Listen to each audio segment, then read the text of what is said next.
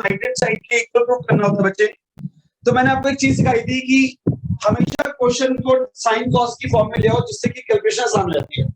तो अगर हम इसकी लेफ्ट हैंड साइड सॉल्व करें तो ध्यान से समझना बच्चे सारे कि हम tan को लिख सकते हैं साइन बाय कॉस। थोड़ी सी कैलकुलेशन समझने वाली है, अगर कैलकुलेशन क्लियर आपकी तो आपको मुश्किल नहीं लगेगा। साथ साथ मत नोट पर समझते हो स्टेप। कॉट को लिख सकते हैं कॉस बाय साइन, तो ये कॉस को लिख दिया कॉस बाय साइन, यहां तक तो कोई डाउट नहीं हो किसी को भी। सेम यहाँ पे भी कॉट को लिख सकते हैं कॉस अपॉन साइन,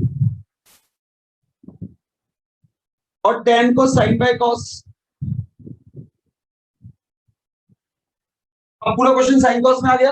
आपको पता है कैलकुलेशन अगर करनी है तो पहले तो एलसीएम लेके सॉल्व करना पड़ेगा सिंपलीफाई इसको। तो न्यूमरेटर को तो मत छोड़ो, पर डिनोमिनेटर को जब आप सॉल्व करोगे तो इन दोनों का एलसीएम साइन आ गया। एलसीएम लेने के बाद दिस इनटू दिस और दिस इनटू दिस होता है, सिंपल कांसेप्ट। तो ये हो गया साइन माइनस कॉस थीटा। फिर डिनोमिनेटर को मत छेड़ो, सॉरी न्यूमरेटर को मत छेड़ो। डिनोमिनेटर का फिर एलसीएम लोगे तो कॉस एलसीएम आ जाएगा, और ये फॉर्म होगी cos theta minus sine theta. अब बेटा ये जो टर्म है ऊपर जाके रेसिप्रोकल हो जाएगी। जब ये टर्म ऊपर जाके रेसिप्रोकल करोगे तो इस फॉर्म में आ जाएगी। ये तो ऐसी ना, ये ऊपर चला गया।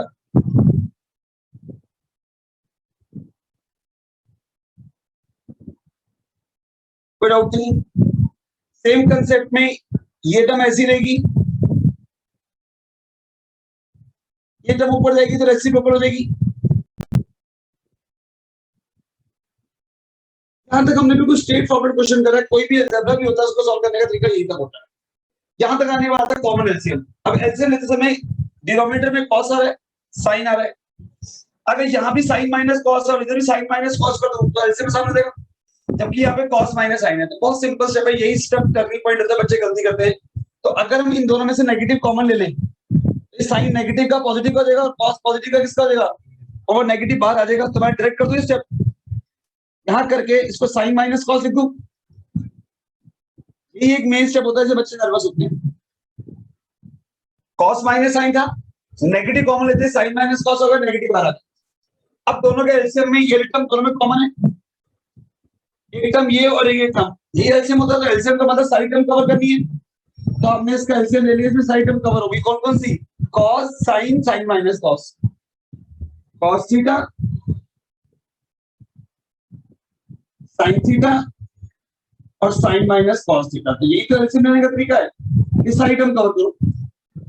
अब एलसीएम लेने के बाद जब हम इसको सॉल्व करते हैं तो नीचे से डिवाइड ऊपर से मल्टीप्लाई। अब जब इन दो टर्म को इससे डिवाइड करेंगे तो ये टर्म और ये टर्म कट गई, क्या बच गया, साइन थीटा बच गया। अब साइन थीटा जब 3 बार इंटू होगा साइन साइन साइन तो क्या बन जाएगा, साइन और साइन माइनस कॉस कट गया, क्या बच गया कॉस। कॉस और इनसे इंटू होगा तो क्या बन जाएगा,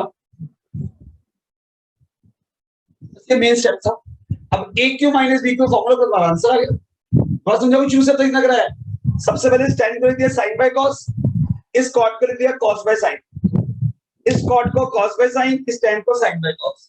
इन दोनों का एलसीएम sin आ गया, यहां आ गया sin माइनस cos। इन दोनों का एलसीएम cos आ गया, यहां आ गया cos माइनस sin। ये ऊपर जाके रेसिप्रोकल हो जाएगा, ये ऊपर जाके रेसिप्रोकल हो जाएगा। बट यहाँ पे cos माइनस sin है, मैंने माइनस कॉमन ले लिया तो sin minus cos।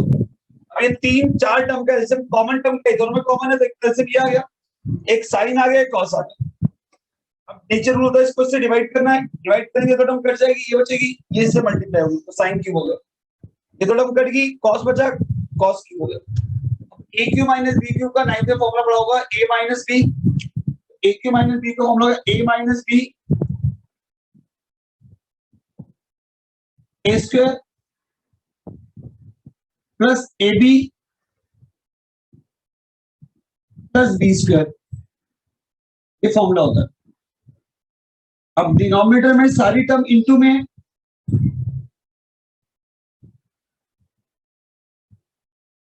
Term cut गई। अब तुम्हें देखना है क्वेश्चन के अकॉर्डिंग, तुम्हें क्वेश्चन में क्या चाहिए। तुम्हें क्वेश्चन में अगर इसको इससे सेपरेट करोगे तब भी कर सकते हो। हमें देखो हमारे क्वेश्चन के अकॉर्डिंग हमें क्या चाहिए, ध्यान देखना बच्चे। देखो बच्चे, अब हम लोगों को इस क्वेश्चन में sine square plus cos square क्या होता है?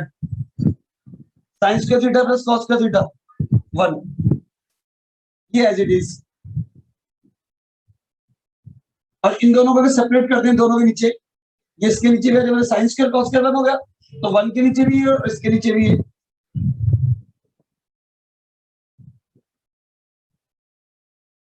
कट गया, यहाँ क्या आ गया 1, और ये क्या होगा 1 by sine cosecant 1 by cos sec, cosecant और सेक आंसर। अभी का थोड़ा लेंथी क्वेश्चन है, बट वैसे डिफिकल्ट नहीं है, अगर फॉर्मूले आते हैं तो नोट कर लीजिए। साइन स्क्वायर और कॉस स्क्वायर क्या हो गया 1, और ये एज इट इज। अब इसको सेपरेट कर ले, 1 अपॉन समथिंग ये अलग और साइन कॉस अपॉन समथिंग ये अलग, ये पूरी टर्म कट जाएगी, बना देगा। और 1 अपॉन जब ये करेगी साइन कोसेकेंड होता है 1 बाय कॉस सेक होता है। एक स्टेप करिए, मुश्किल लगेगा। मैं लास्ट क्वेश्चन कर रहा हूँ, ट्रिगो की एनसीईआरटी कंप्लीट है, इसके बाद हम कुछ एक्स्ट्रा क्वेश्चन डिस्कस करके नया पे स्टार्ट करेंगे ट्रायंगल्स। जल्दी जल्दी करना सारे बच्चे, स्पीड से।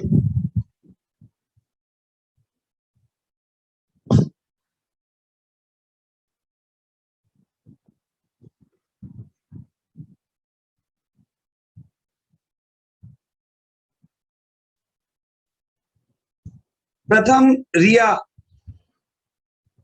कशिश और अश्मीत, एक बार ये चैप्टर अलग से समझोगे ट्रिगो आप लोग में से, क्योंकि आप लोगों ने ट्रिगो स्टार्टिंग से नहीं समझी हुई, तो आप लोगों को अलग से टाइम दूंगा ये ट्रिगो समझाने के लिए। ठीक है बच्चे, तो फिलहाल आज हमारा ट्रिगो के एक्स्ट्रा क्वेश्चन कंप्लीट हो गए।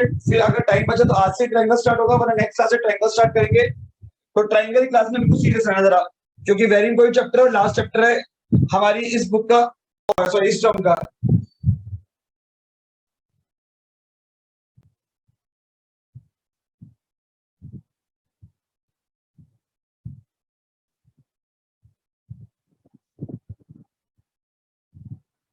जल्दी से सारे बच्चे नोट करिए, फिर नेक्स्ट क्वेश्चन स्टार्ट करें।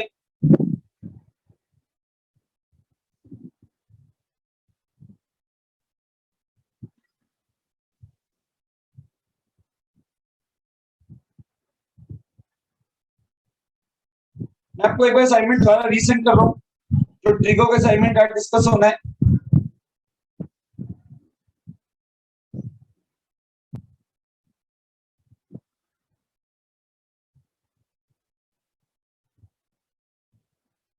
देखो ये ट्रिगो का असाइनमेंट हम दोबारा डिस्कस कर रहे हैं, इसमें सारे क्वेश्चन नहीं कराऊंगा, सिर्फ मेन मेन क्वेश्चन कराऊंगा। तो देखिए सारे बच्चे, मैंने असाइनमेंट दोबारा भेज दिया ग्रुप के अंदर। फिर अभी फिफ्थ पार्ट भी शुरू हुआ है ना शायद, करवा रहा हूँ, जल्दी से नोट करिए, इसका लास्ट वीक पार्ट का आगे असाइनमेंट डिस्कस करेंगे। जी बच्चे नोट कर लिए सबने यहाँ तक? फिफ्थ पार्ट को वेरी वेरी इंपॉर्टेंट लिख लो, क्योंकि मोस्ट ऑफ जब भी क्वेश्चन सब्जेक्टिव बेस आया है तो एग्जाम में ये क्वेश्चन हर बार रिपीट हुआ है, किसी जब प्री बोर्ड में फर्स्ट टर्म में सेकंड टर्म में ये क्वेश्चन आते आता है। तो फिफ्थ पार्ट देख लीजिए, वेरी वेरी इंपॉर्टेंट क्वेश्चन है, और इसे करने का कुछ स्पेसिफिक मेथड होता है, उसी से आप करेंगे तभी आपका आंसर आएगा। शुरू करें जी। तो फिफ्थ क्वेश्चन आइडेंटिटी के ऊपर बेस है और वेरी वेरी इंपॉर्टेंट क्वेश्चन है। जिन बच्चों का क्वेश्चन नंबर 3 हो गया फिफ्थ का, मैं रब कर दूं? यस देखिए जी, तो हम लोग इसका ये वाला क्वेश्चन रब कर रहे हैं, मैंने इसकी फोटो भेज दी ग्रुप में भी, अगर जिनका रहता है तो देख लो। ये देखो बच्चे, ट्रिगो का लास्ट क्वेश्चन देख लीजिए, आइडेंटिटी बेस पे बाकी क्वेश्चन सारे इंडेक्स तक में कर चुके थे, तो लास्ट क्लास में। आज लास्ट क्वेश्चन है फिफ्थ का fifth part, very important question है। इस क्वेश्चन में आपको दिया हुआ है cos a minus sin a plus 1 whole upon cos a plus sin a minus 1। आपको प्रूव करना है ये इक्वल है cosecant a plus cot a। ये बच्चों ध्यान से देखना, वेरी इंपॉर्टेंट क्वेश्चन है। इस क्वेश्चन को करने के लिए पहले आइडेंटिटी को यूज करेंगे। सॉरी दिमाग से स्किप कर गया मॉर्निंग में, थोड़ा वो माइंड से स्किप कर गया। एक्चुअली क्या हुआ, घर में मम्मी थी, आवाज नहीं, वो जस्ट शिमला गए हुए थे, तो वो बच्चों को ध्यान मेरा वहीं पे चला गया, वो वरना माइंड पे स्किप कर गया। चलो आज इवनिंग में कितने बजे मिलोगे आप? अच्छा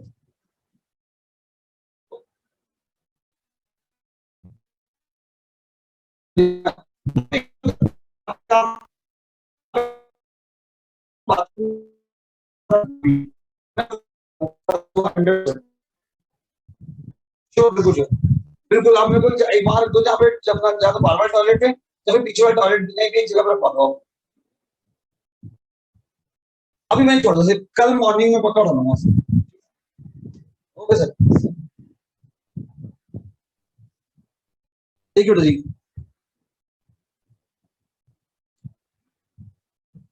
चलो जी, देखिए बच्चे ध्यान से, अब ध्यान से माना बच्चे, ये क्वेश्चन वेरी इंपॉर्टेंट है, कहा था थोड़ा सा टिपिकल क्वेश्चन है और ट्रिक से करना पड़ता है। अब आप लोगों ने एक बात नोट करनी है, अभी तो जितने भी क्वेश्चन करे हैं आप लोगों, ऑलमोस्ट वो सब क्वेश्चन में दो टर्म होती थी, और दो टर्म में सबसे सिंपल तरीका होता था कि हम उसको साइन कॉस में चेंज करते थे, एलसीएम लेते थे, उसके बाद कुछ आइडेंटिटी लगती थी और कुछ कर था। यही रूल चलता हुआ है शुरू से, साइन कॉस में टर्म कन्वर्ट करो, एलसीएम लो और कोई आइडेंटिटी खोलो, कट जाएगा। बट यहाँ पे तीन टर्म आ गई, तीन टर्म में, और ये ऑलरेडी साइन कॉस में है। अब ये एक उल्टा क्वेश्चन है, साइन कॉस को सेक कॉस सेकंड में कन्वर्ट करना पड़ता है। क्वेश्चन में देखो क्या चाहिए, कॉट चाहिए।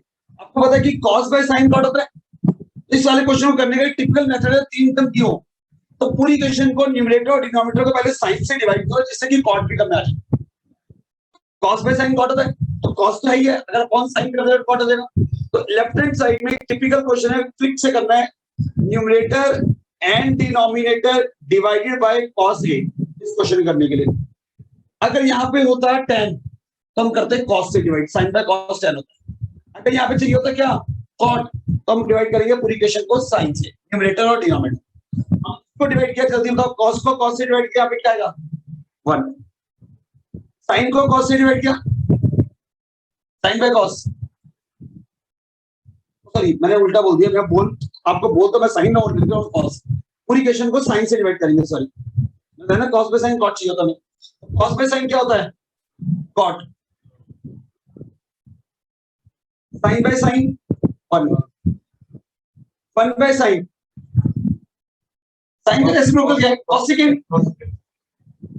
तो चैप्टर एंड हो गया, अब तो टेस्ट पे रखो यार, 6 ट्रिग्नोमेट्रिक रेशियो में इतना कंफ्यूज हो। कॉस बाय साइन सिर्फ cot, sine by sine 1 by sine. यहां तक कोई डाउट है, क्लियर है? पहला स्टेप सबसे टिपिकल स्टेप होता है करने का, ये आ गया। अब इस क्वेश्चन में आपको 1 की वैल्यू पुट करनी है, कॉसेकेंट और कॉट में रिलेशन होता है। आपको सबको पता होगा कि एक रिलेशन हमने पढ़ा हुआ है, cosecant square A minus cot square A equal to 1। इस 1 की जगह हम यहाँ पे लगा देंगे कॉसेकेंट square A minus cot square. इसको मत छेड़ो, जो ये चल रहा है इसको ऐसे रहने दो, और इस 1 की जगह ये 1 आ रहा है, इस 1 की जगह क्या पुट कर दिया, कॉसेकेंट स्क्वायर है माइनस कॉट। आउट सबसे इंपॉर्टेंट स्टेप होता है, बिल्कुल डिफरेंट क्वेश्चन है, तब मैं लास्ट में कराया था।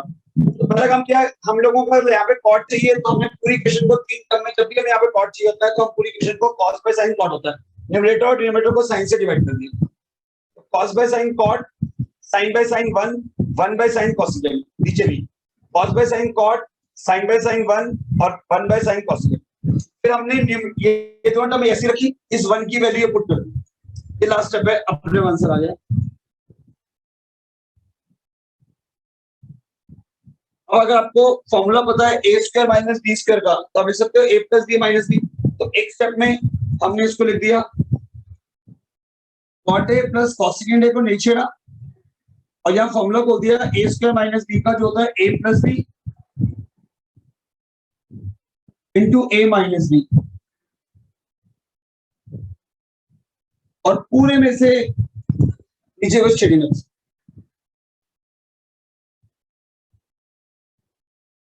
अब ध्यान समझो, कॉट ए प्लस कॉसेकेंट यहाँ भी है, यहाँ भी है, पूरे में से कॉमन आ सकता है। बताओ रीत, कॉमन लेके क्या बचेगा? अगर यहाँ से आपने cot A plus cosecant A common ले लिया तो क्या बचा अंदर, क्या बचेगा? तो कॉमन ले लिया 1, या माइनस का माइनस, ये टर्म आपकी बाहर कॉमन आ गई, तो क्या बच गई एल टर्म। अब ब्रैकेट खोलोगे तो माइनस का कॉसेकेंट हो जाएगा और प्लस का कॉट हो जाएगा। डिनोमिनेटर में क्या चल रहा है, cot A plus 1 minus cosecant A, देख bracket cot cot same, cosecant minus cosecant same, plus one same, ये पूरी टर्म क्या होगी, क्या आंसर आ गया। तो ध्यान से बनना है, थोड़ा इंपॉर्टेंट क्वेश्चन है। पहला स्टेप में क्या करा, अगर यहाँ पे 3 टर्म आ रही है और यहाँ पे कॉट चाहिए हो तो आप लोग कॉस बाय साइन कॉट होता है साइन से डिवाइड करोगे। अगर यहाँ पे आपको टेन चाहिए होता तो आप किससे में करते, कॉस। नोट करिए यहाँ पे, आप लोगों की जल्दी जल्दी नोट करिए, थोड़ा सा टिपिकल क्वेश्चन था।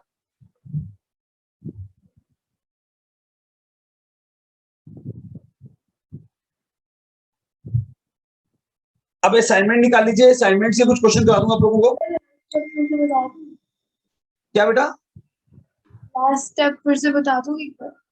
लास्ट स्टेप में कॉमन लिया ना, कॉट ए प्लस कॉसेकेंट यहाँ भी है, कॉट ए प्लस कॉसेकेंट यहाँ भी है, तो दोनों में से कॉट ए कॉसेकेंट जब कॉमन लोगे तो यहाँ पे 1 बचेगा, यहाँ से टर्म तो कॉमन आ गई और ये टर्म बच जाएगी, ये टर्म बचेगी तो बाहर माइनस अंदर साइन चेंज हो जाएगा, तो ये टर्म और ये टर्म कैंसिल होगी, आंसर आ गया। यहाँ से देखो सिर्फ एलसीएम लिया है, ये दो, इसका फॉर्मूला खोला ए स्क्वायर माइनस बी स्क्वायर का, तो ये फॉर्मूला होता है ए plus B A minus B, दोनों में से ए प्लस बी कॉमन आ गया, जब दोनों में से ए प्लस बी कॉमन आया तो यहाँ बच गया 1 और यहाँ बच गया ए माइनस बी, ब्रैकेट खोलोगे तो माइनस का ए हो जाएगा प्लस का बी, ये टर्म कट गई। ये लास्ट के 2 question very very important question थे, जब पेपर सब्जेक्टिव बेस आता था तो हर बार क्वेश्चन में एक साल छोड़ के एग्जाम में आए हुए हैं, बट इस बार ऑब्जेक्टिव टाइप क्वेश्चन है तो हो सकता है सीधा डायरेक्ट प्रूफ पूछ ले, तो इससे थोड़े चांस कम हो जाते हैं, बाकी वेरी वेरी इंपॉर्टेंट क्वेश्चन माने जाते हैं दोनों। अब सारे बच्चे जल्दी से एक बार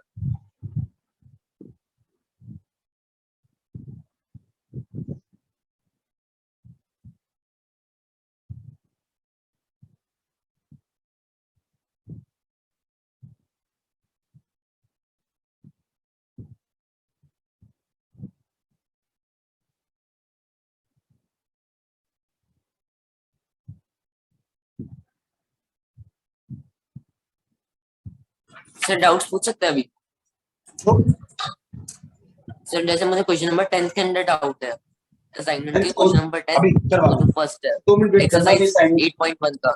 एक मिनट ये असाइनमेंट डिस्कस कर, फिर 1 मिनट वेट करना, पहले बच्चे नोट कर लें फिर असाइनमेंट डिस्कस करते हैं। हाँ जी बच्चे, सर इसमें लेफ्ट साइड में जो लास्ट स्टेप लिखा है उसमें क्या कर रहे हैं? यहाँ तक क्लियर हुआ आपको, ये स्टेप क्लियर है, ये वाला स्टेप क्लियर है, डाउट है सर? ये वाला हो गया, यस सर ये इससे पहले वाले स्टेप में कैसे करा है न्यूमरेटर में? ये वाला स्टेप यस सर। इस स्टेप में बच्चे इस 1 की वैल्यू पुट करी है, आपने क्या देखा, कॉट ए और कोसेकेंट को ऐसे ही छोड़ दो, इस 1 की जगह आपने कोसेकेंट और कॉट का रिलेशन लगा दिया, क्योंकि आपको पता है cosecant square minus cot square 1 के इक्वल होते हैं, तो हमने इस 1 की जगह पुट कर दिया cosecant square minus cot A. तो बस यहाँ पे तक क्लियर है? Yes sir.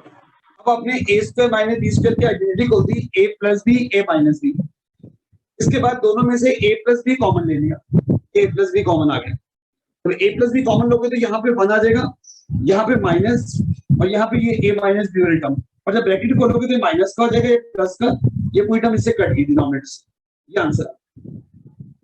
बात समझाऊंगा, क्लियर है? क्लियर है सर। इस 1 की वैल्यू पुट करी था ना, ये 1 की वैल्यू यहाँ पुट करी मैंने। 1 का एक रिलेशन होता है कोसेकेंट स्क्वायर माइनस कॉट से, यहाँ पे लिखा हुआ है relation.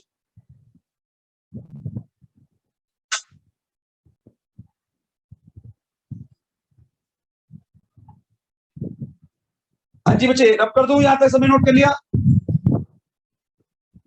Yes sir. Yes sir. चलिए अब जरा एक बार असाइनमेंट के कुछ इंपॉर्टेंट क्वेश्चन जो थे बच्चों के डाउट थे वो भी डिस्कस कर लेते हैं, जिन्होंने सॉल्व करे हैं, क्योंकि डाउट उन्हीं के निकले होंगे जिन्होंने सॉल्व करे हैं असाइनमेंट्स। एक बार वो डिस्कस करके अब जल्दी से एक बार मैंने असाइनमेंट भेजा आपको, उसमें से जो क्वेश्चन आपसे नहीं हुआ मुझसे पूछ लीजिए। कौन सा नहीं हुआ आपसे बच्चे क्वेश्चन? डाउट सर, मुझे क्वेश्चन नंबर 10 के अंदर डाउट है, क्वेश्चन नंबर 10 एक्सरसाइज 8.1। हाँ करवा दो। देखो जी उसमें थोड़ा मतलब कैलकुलेशन करवा दो, कोई प्रॉब्लम नहीं। क्वेश्चन नंबर 10 देख लीजिए सारे बच्चे, आप लोगों को tan थीटा की वैल्यू, tan a की वैल्यू √2 - 1 गिवन है, और आपको sin a * cos a की वैल्यू को प्रूफ करना है, वो √2/4 के इक्वल है। अच्छा क्वेश्चन है, देखिए ध्यान से। तो सबसे पहला स्टेप आपको पता होना चाहिए कि tan थीटा जो होता है वो p/p के इक्वल होता है। तो अपने फॉर्मूले पढ़े हुए हैं, उसके अकॉर्डिंग सोना चांदी तोले पंडित बद्री प्रसाद हरर बोले, उसके अकॉर्डिंग जो हमारा tan थीटा होता है वो p अपॉन d के होता है, और tan थीटा यहाँ पे गिवन है √2 - 1 अपॉन कुछ ना हो तो 1 होता है। तो उस कंसेप्ट के अकॉर्डिंग बच्चे आप लोगों का एक राइट एंगल ट्रायंगल जिसमें एंगल a यहाँ पे है, ये कोई राइट एंगल है जिसमें परपेंडिकुलर आपको दिया हुआ √2 - 1 और बेस गिवन है 1। यहाँ से अपना हाइपोटेन्यूज निकाल दो, तीनों साइडें नहीं पता होगी तब तक आप ये चीज प्रूव नहीं कर पाओगे। तो तीनों साइडों को निकालने के लिए हमने पाइथागोरस थ्योरम लगा दी, जिसके अकॉर्डिंग h का स्क्वायर इक्वल होता है p square plus b square के। अब इस क्वेश्चन में जहां पे भी आपका p आ रहा है उसकी जगह √2 - 1 पुट कर दो, और जहां b आ रहा है उसकी जगह 1 पुट कर दो। अब इसकी आइडेंटिटी खोलोगे तो होगा a square plus b square plus 2ab plus 1 minus 2। अब देखिए √2 का स्क्वायर 2 होता है, 1 का स्क्वायर 1 माइनस का 2√2 प्लस का 1, इसको सॉल्व करके आ गया 2 + 1 3 + 1 4 h की वैल्यू आ गई 4 - 2√2। यहां तक क्लियर है वंश? यहां तक क्लियर है वंश? Yes, निकल sir. गया पीवीएच। जब तीनों साइडें पता है बच्चे तो हम लेफ्ट हैंड साइड सॉल्व करेंगे, तुम्हारी राइट हैंड साइड आ जाएगी। लेफ्ट हैंड साइड में आपको sin a × cos a की वैल्यू निकालनी है। sin होता है p अपॉन h, cos होता है p अपॉन h। हाँ रीत बोलो। हाँ, ये जो वैल्यू निकली h स्क्वायर की है, h की वैल्यू रूट आ गई गुड बच्चे, h की वैल्यू आ गई, h स्क्वायर की वैल्यू है। तो अब हम लोगों को पता है p upon h × p upon h solve करना है, तो p क्या निकला बेटा हमारा √2 - 1, h क्या निकला हमारा, p क्या निकला हमारा, और ये फिर क्या निकला है, डाउट तो नहीं है। न्यूमरेटर को ऐसे ही रहने दो, डिनोमिनेटर में दोनों के रूट कैंसिल हो जाएंगे, √2 × √2 2 होता है, ऐसे 3 × 3 क्या हो गया, खाली 8। यहां तक तो स्ट्रेट फॉरवर्ड सबको आ जाएगा, वो डिफिकल्ट नहीं थी। बस इसके बाद एक स्टेप है रैशनलाइज करना। अब जब इसको रैशनलाइज करोगे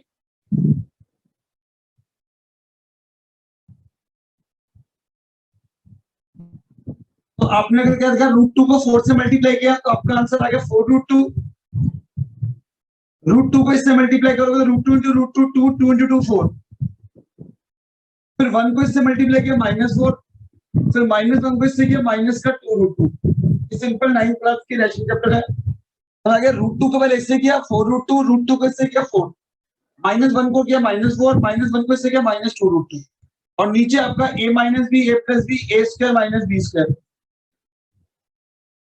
4 कट गया, 4 - 2 2√2, डिनोमिनेटर में हो गया 16, 2 का स्क्वायर 4 4 × √2 का स्क्वायर 2 4 2 8। देख लो वंश, इसका आंसर क्या आ गया √2/4। और जी कैलकुलेशन समझने वाली थी, रैशनलाइज वाली, बाकी कोई नया कांसेप्ट नहीं था। समझ आ गया वंश? Yes, sir.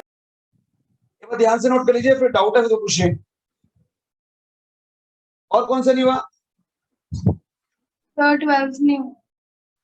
क्वेश्चन नंबर 12 देख लीजिए। पहले 10 क्वेश्चन जल्दी नोट करिए, फिर 12 देखिए।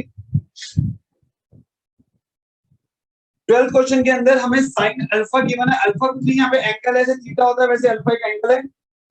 आपको शो करना है 3 cos alpha - 4 cos cube alpha = 0। जल्दी से नोट करिए, मैं रब करूं। इतना सा क्वेश्चन नोट करिए, समझे, जल्दी से करिए।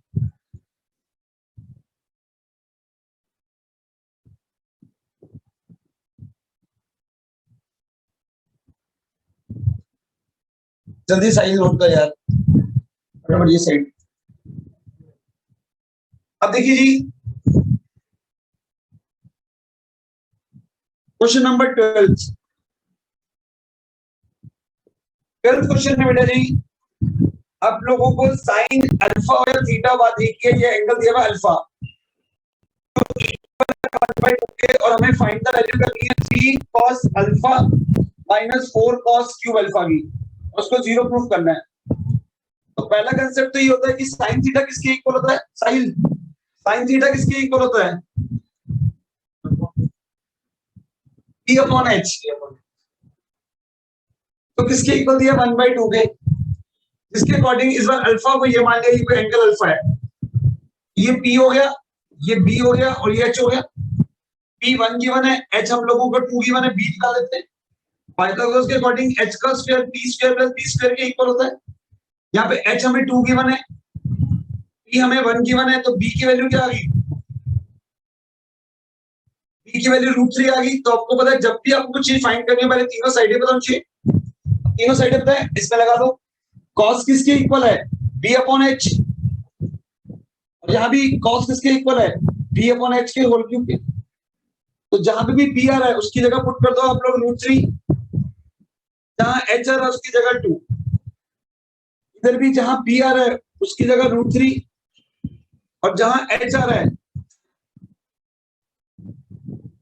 उसकी जगह, जहां H आ रहा है उसकी जगह 2। अब ये होगा 3√3 अपॉन 2। और जब इसको सॉल्व करोगे बच्चे तो √3 का क्यूब मतलब 3 का √3 और ये 2 × 2 × 2। कोई डाउट तो नहीं यहाँ तक? तो आप सबको पता है ये 3√3 तो ऐसे ही रहेगा, √3 × √3 3 हो गया, तो साथ में ये भी 3√3 हो गया और नीचे 8 को हम कैंसिल कर सकते हैं 4 से। तो एक टर्म पॉजिटिव है और एक टर्म नेगेटिव, तो सीधे तो आ गया इसका आंसर। एक टर्म पॉजिटिव एक टर्म नेगेटिव, तो इसका आंसर 0। जल्दी से नोट करिए।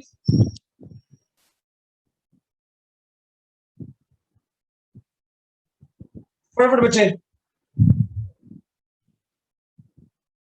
और पूछिए डाउट जल्दी जल्दी। Noted sir. जितनी प्रैक्टिस करोगे उतना ही फेस स्ट्रांग होगा और कैलकुलेशन भी। वरना बहाना ढूंढने के लिए टाइम पड़ा है, प्रैक्टिस करने के लिए टाइम कम है। जितना प्रैक्टिस करेंगे आप उतना ज्यादा स्ट्रांग होंगे। अब बताइए कौन सा लिखो आपसे? क्वेश्चन नंबर 15 देखिए, रीड की डाउट है। क्वेश्चन नंबर 15 में हमें cos थीटा दिया हुआ है, ये भी अच्छा है। 14 लिखा दो एक बार। 14 में tan A और tan B गिवन है, तो tan A से A वाली साइड का निकल जाएंगे और tan B से B वाले निकल जाएंगे। इसको करने का आसान तरीका तो नहीं, और आसान तरीका आता है मुझसे करने का। आपको 14 क्वेश्चन करता, अच्छा क्वेश्चन है, इसको एक आसान तरीके से कराता हूं। इस तरफ कर दूं, इधर देखो 14 क्वेश्चन भी बहुत अच्छा क्वेश्चन है, उसको हम आसान मेथड से कर सकते हैं। जैसे देखो, अगर आपने ध्यान देखो क्वेश्चन नंबर 14 में आपको tan A की वैल्यू गिवन है 1 और tan B की वैल्यू गिवन है √3 और आपको फाइंड द वैल्यू करनी है cos A × cos B। इसकी वैल्यू फाइंड करनी है cos A cos B minus sin A sin B। एक बार ध्यान समझ, तो एक लॉजिक ये होता है कि टाइम होता है P/H होता है और P/B, तो वहां से PB से H निकाल लो। ये भी tan B है, यहाँ से भी PB से H निकाल लो। उससे क्या होगा, फिर ये सारे एंगल निकाल सकते हो। एक और आसान तरीका भी होता है, उसमें क्या होता है कि tan की वैल्यू 1 कब होती है पता है आपको? tan थीटा 1 कब होता है?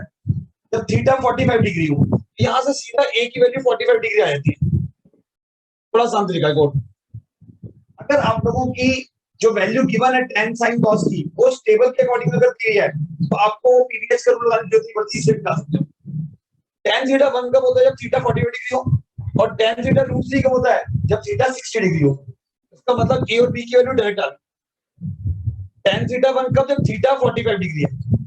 tan थीटा √3 कब? जब थीटा 60 डिग्री है। समझ आया वंश मैंने कैसे कराया? एक आसान तरीका, अगर tan A 1 कब होता है? जब थीटा कब हो? 45 डिग्री। हाँ गुंता, समझ आया बच्चे? स्टेप ये थोड़ा आसान मेथड है, तो नोट करना। जब भी tan और sin से इसको भी कर सकते थे उस आसान तरीके से। sin अल्फा 1/2 कब होता है? 30 डिग्री पे, तो सीधा इन लोगों का अल्फा इसके 30 लगाते तो आसान हो जाती है।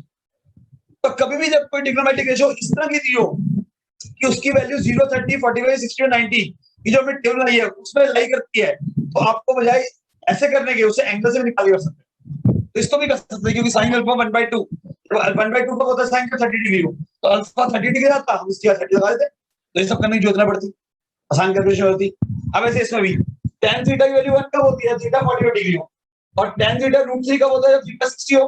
अब A और B निकल गए, और यहाँ लगा दे A की जगह, जहां A आ रहा है उसकी जगह 45, जहां B आ रहा है उसकी जगह 60, फिर जहां A आ रहा है उसकी जगह 45, जहां B आ रहा है उसकी जगह 60।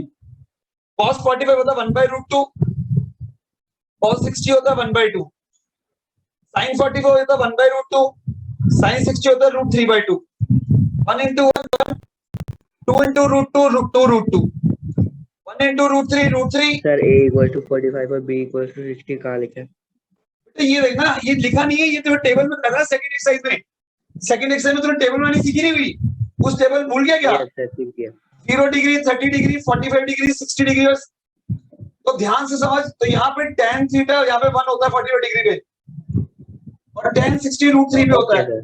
तुम्हारा सीधा आ जाएगा डायरेक्ट। ऐसे तो साइन भी यहाँ पे 1/2 होता है, तो हम चाहते तो इसको भी इतने लंबे मेथड से करने की जगह आसान मेथड से कर सकते हैं। सीधा अल्फा 30 लिख के यहाँ पे अल्फा की 30 लगा देता।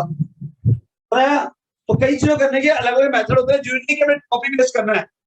ये सब भी नया मेथड है, उससे भी कर सकते हैं, tan p/b लेके h निकाल के भी कर सकते हैं, बट ये भी आसान मेथड है। तो ये क्या हो गया, अब एलसीएम लेके ये आंसर आ गई।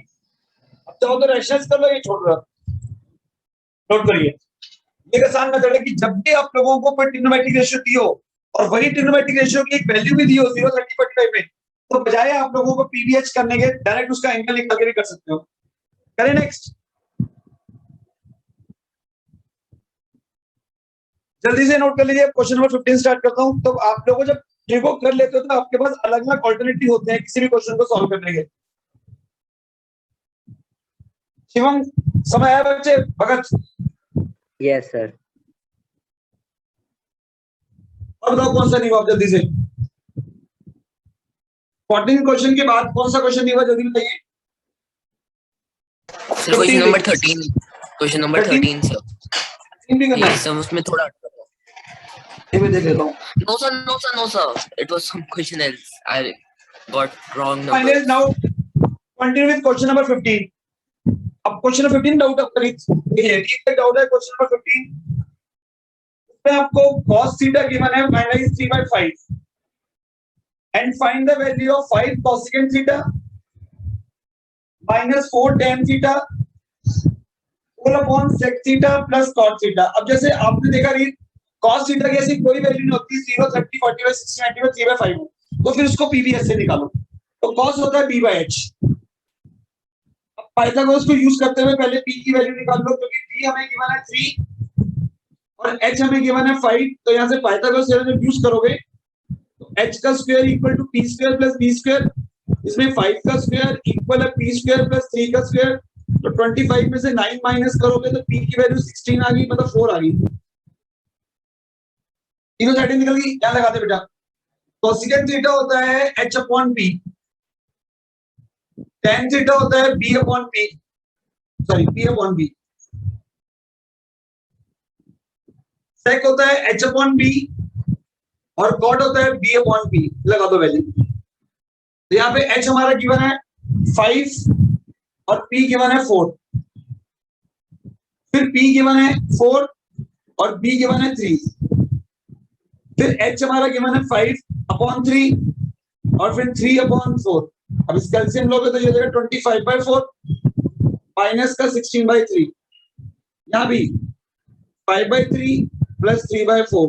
तो अगर न्यूमरेटर का एलसीएम ले तो 12 आ गया, तो ये होगा 75 माइनस 64, इधर भी एलसीएम 12 आ गया, 20 प्लस 9, 12 कैंसिल, आंसर आ गया 11/29। जल्दी से नोट करिए, फिर अगला करें। और बोलिए डाउट कौन कौन से हैं। 15 का क्वेश्चन कर चुके हैं हम।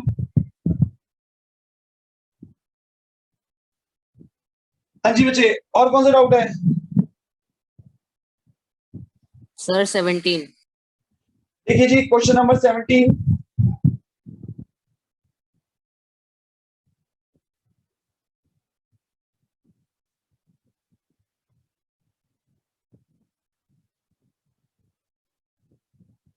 Question number 17।